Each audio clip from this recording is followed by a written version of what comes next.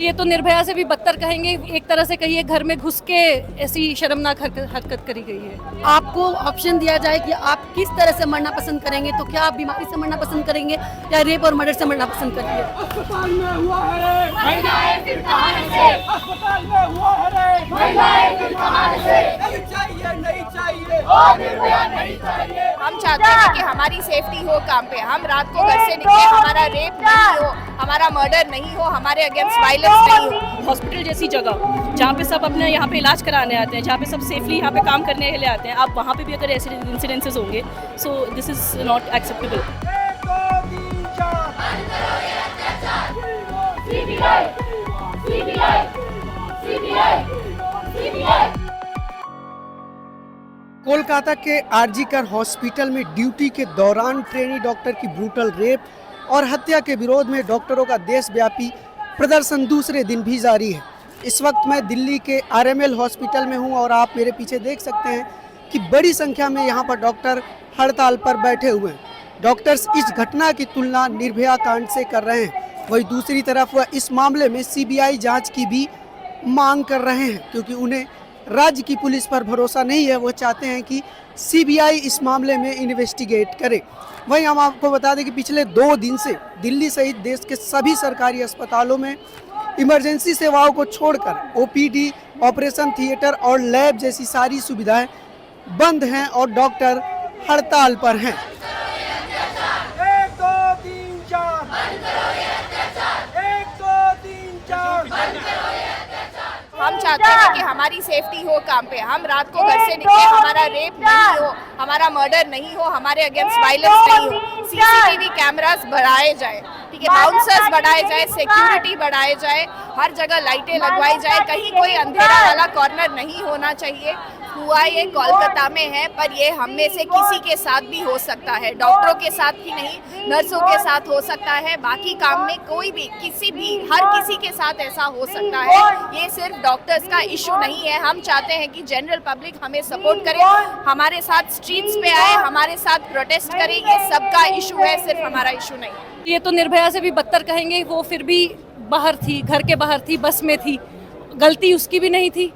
लेकिन यहाँ पे तो घर एक तरह से कहिए घर में घुस के ऐसी शर्मनाक हरकत करी गई है। नहीं चाहिए, नहीं चाहिए, और निर्भया नहीं चाहिए, नहीं चाहिए, नहीं चाहिए, और निर्भया नहीं चाहिए। Women is not safe in the work place, women is not safe streets में तो नहीं है, दिल्ली स्ट्रीट्स में। This is common, I think everybody agrees to this, right. Delhi streets में तो नहीं है, सो डेफिनेटली अब हम वर्क प्लेस पे आ रहे हैं, वर्क एंड हॉस्पिटल जैसी जगह जहाँ पे सब अपने यहाँ पे इलाज कराने आते हैं, जहाँ पे सब सेफली यहाँ पे काम करने के लिए आते हैं, आप वहाँ पे भी अगर ऐसे इंसिडेंसेस होंगे, so this is not acceptable.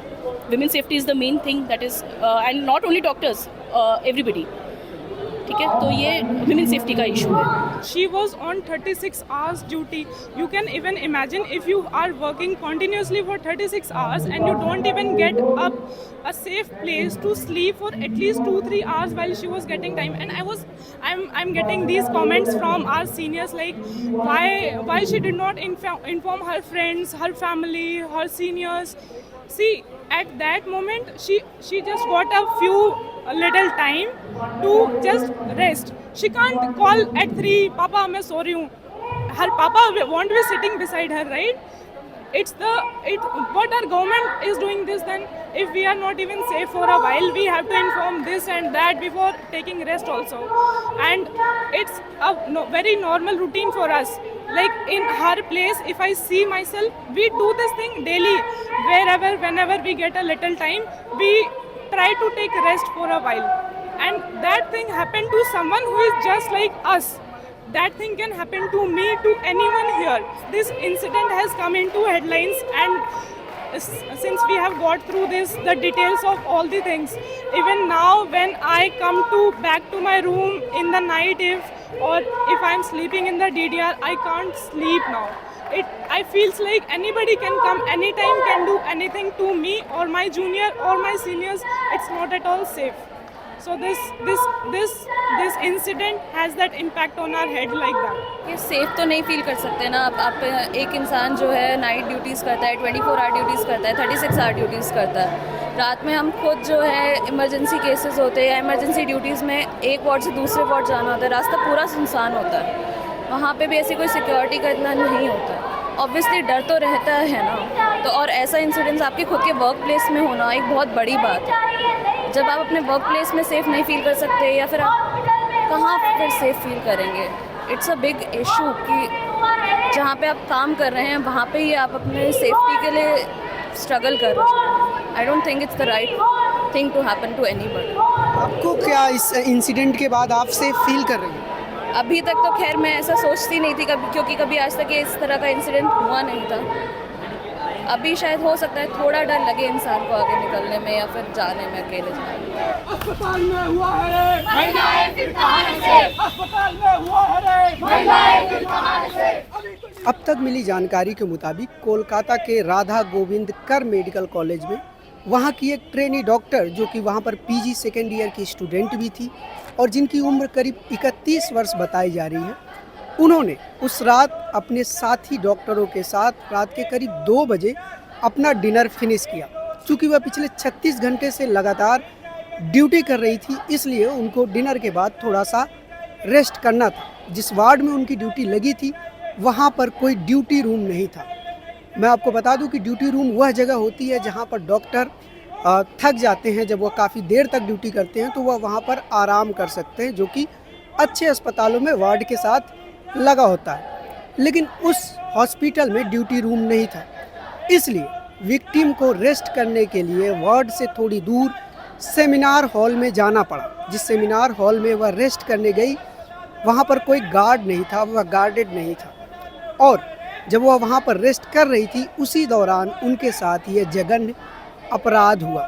वहीं दूसरी तरफ इस मामले में जो पुलिस का इनिशियल अप्रोच रहा वह भी काफ़ी कैजुअल रहा। पहले इसे सुसाइड अटेम्प्ट बताया गया, लेकिन वहाँ के डॉक्टरों के विरोध के बाद धीरे धीरे पर्दे खुली और पता चला कि यह मर्डर और रेप का मामला है। इसीलिए यहाँ के डॉक्टरों को, जो लोग प्रोटेस्ट कर रहे हैं, उनको वहाँ की पुलिस पर भरोसा नहीं है। 2 दिन पहले फोडा, जो कि रेजिडेंस डॉक्टर एसोसिएशन का एक फेडरेशन है, उसने नेशन वाइड कॉल दी कि जब तक इस मामले में सीबीआई जांच नहीं होती और जस्टिस सिक्योर नहीं होता तब तक पूरे देश के रेजिडेंस डॉक्टर प्रोटेस्ट करेंगे। और उसका नतीजा ये हुआ कि पिछले 2 दिनों से सारे इलेक्टिव सर्विसेज को हॉल्ट पर रखकर तमाम रेजिडेंस डॉक्टर लगातार प्रोटेस्ट कर रहे हैं। ये जो डॉक्टर आप मेरे पीछे देख रहे हैं, इन सारे डॉक्टर्स को इस समय अपने अपने वार्ड में होना चाहिए था, मरीजों का इलाज करना चाहिए था, लेकिन अभी यह डॉक्टर यहाँ पर प्रोटेस्ट कर रहे हैं, स्लोगन बना रहे हैं, पोस्टर्स बना रहे हैं, मार्च निकाल रहे हैं, ताकि इस मामले में आरोपी को कड़ी से कड़ी सज़ा हो सके और सीबीआई इस मामले की जांच करे।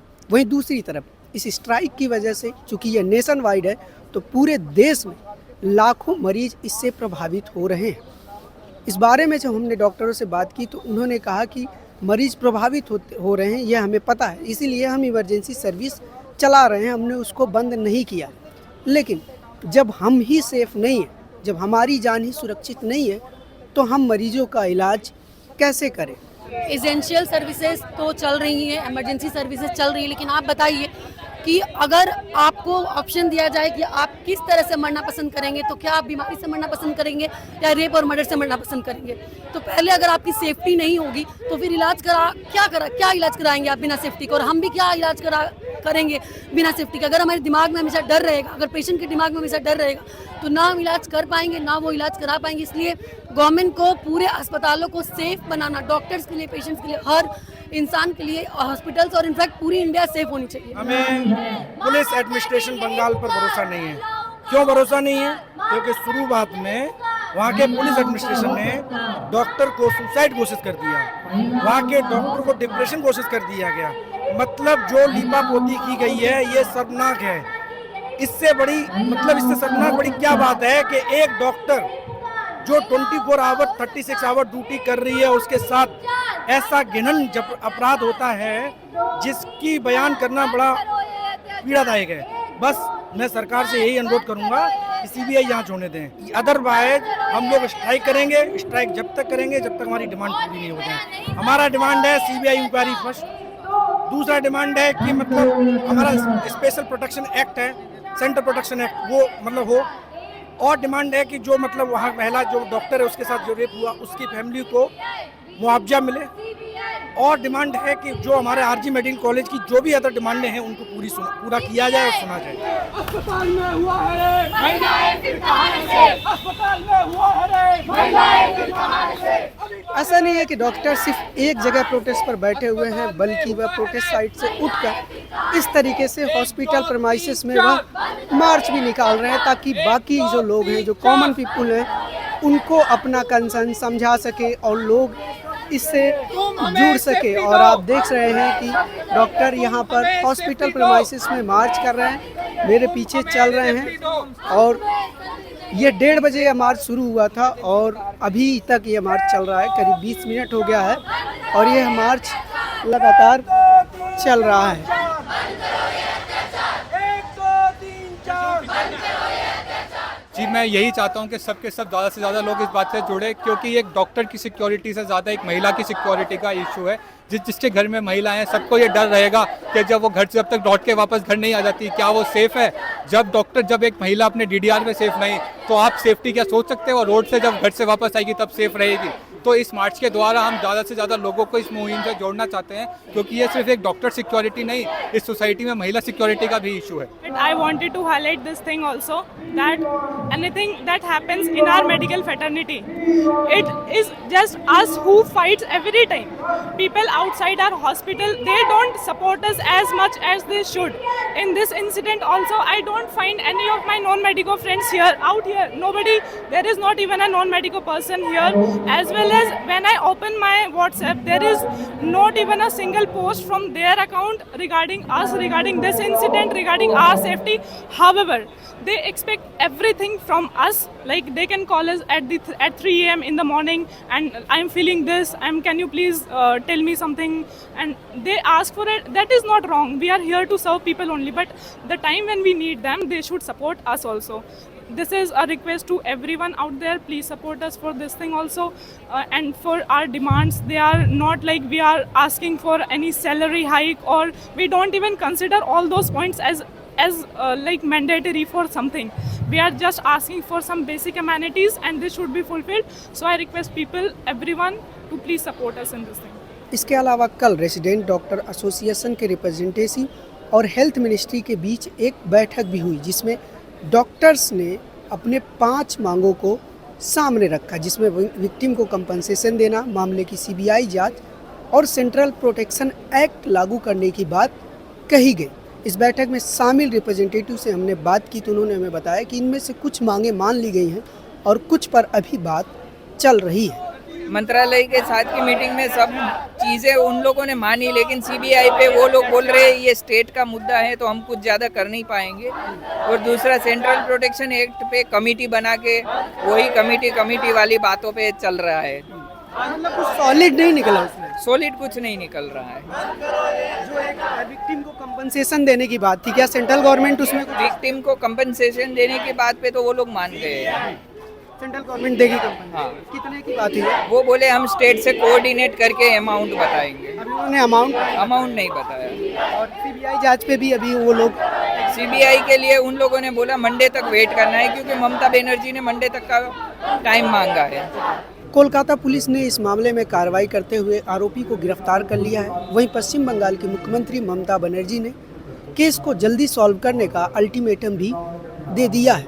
लेकिन इस घटना ने एक बार फिर से देश में वर्क प्लेस पर विमेन सेफ्टी को लेकर कई सारे गंभीर सवालों को जन्म दे दिया है। यही कारण है कि ये सारे स्ट्राइक जो हो रहे हैं, इसमें फीमेल डॉक्टर्स की संख्या ज़्यादा है और वह बस एक ही सवाल पूछ रही हैं कि क्या वह इस देश में सेफ है। न्यूज़ लॉन्ड्री के लिए अनमोल प्रीतम, दिल्ली। पत्रकारिता का नासूर बन चुके विज्ञापन के मॉडल को खारिज करके खबरों की इस दुनिया को बदलिए, ताकि पत्रकारिता आपके लिए जवाबदेह बने।